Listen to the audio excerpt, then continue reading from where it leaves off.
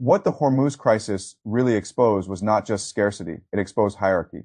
And once you see that hierarchy, you understand why Canada suddenly moved from the edge of the story to the center of it. When the strait effectively shut down, everyone saw the first order effects. Tankers stranded, supply trapped, prices surging, Asia looking exposed. That was the visible drama. But what matters in a crisis is never only the first order effect. What matters is what the system does next. This system rerouted, and when it rerouted, it revealed something brutal about the new world economy in a choke point world. The winner is not always the country with the most oil. The winner is often the country with the safest route. That is the hierarchy I am talking about. For years, the world S energy logic was built around optimization, shorter routes, cheaper transport, familiar suppliers, efficient flows. That was the old assumption. Then Hormuz effectively shut down and the old assumption died in public.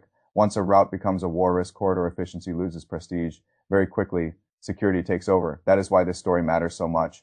Because Canada suddenly found itself holding exactly the asset the market was repricing in real time. A Pacific route that does not need to cross the Middle East. That is not a small detail. That is the whole shift. South Korea gets roughly 70% of its oil from the Middle East. That is not just trade dependence. That is strategic exposure. If Hormuz stops looking reliable, South Korea is not facing a public relations problem. It is facing a manufacturing problem.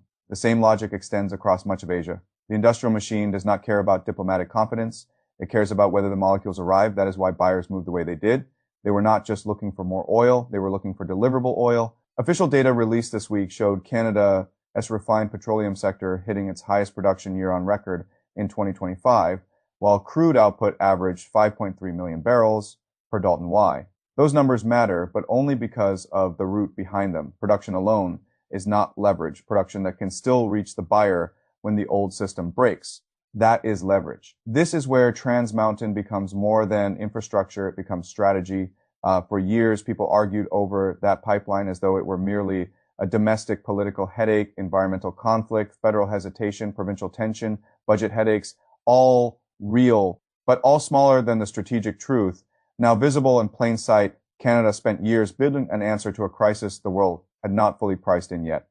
A Pacific exit, that means Canadian crude can move west, cross the North Pacific, and reach Asia without passing through Hormuz, without passing through the Red Sea, and without crossing the maritime trap that suddenly made so much of the global oil map look fragile. That is why Chinese buyers became the pipeline's largest customer base. That is why South Korean refiners moved so fast.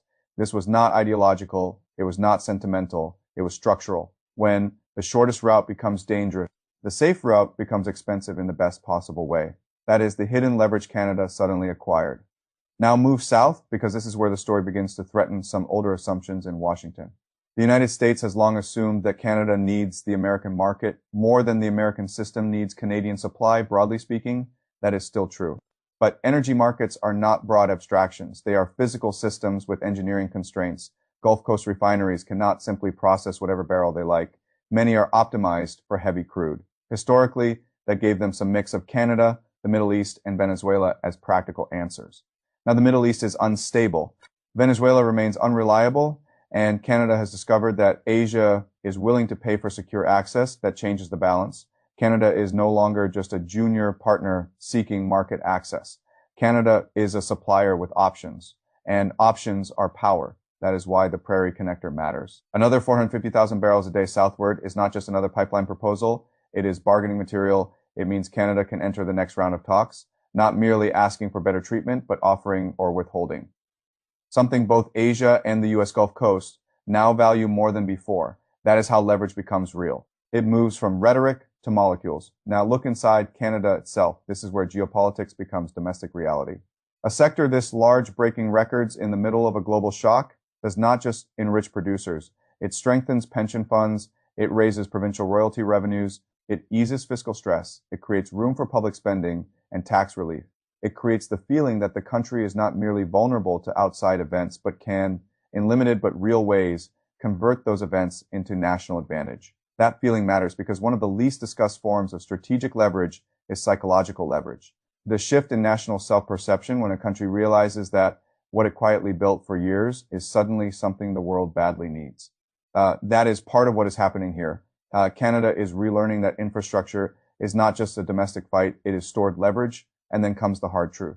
This advantage is real. It is also temporary unless Canada turns it into something more durable. That is the next battle. If Middle Eastern routes normalize, some buyers will drift back.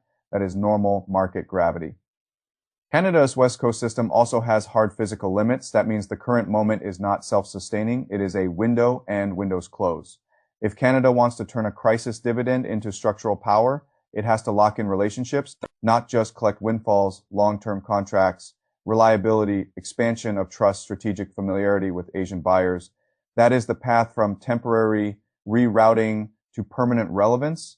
And this is exactly where the climate contradiction becomes impossible to ignore. Because the more valuable Canada's oil system becomes strategically, the sharper the domestic contradiction becomes politically. Record output strengthens leverage, but it also complicates net zero politics, carbon pricing, and the story Canada tells about itself. That contradiction does not disappear because the world suddenly needs the barrels. If anything, success makes the contradiction harder to manage. But that is what real statecraft looks like. It means living inside tension. You do not get resilience without trade-offs. You do not get leverage without friction. You do not get strategic advantage without making some other part of your political narrative harder to defend. That is not failure.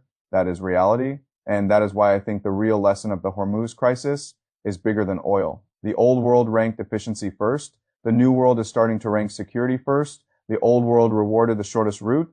The new world pays a premium for the route that still works when the shortest route becomes a trap. That is the new hierarchy. And Canada just discovered that in this hierarchy, it matters more than people thought, not because it changed overnight, because the world did. And if you want the whole story compressed into one line, it is this. The moment Hormuz turned into a trap, Canada stopped being just another producer and started becoming a safe route the world had to price differently.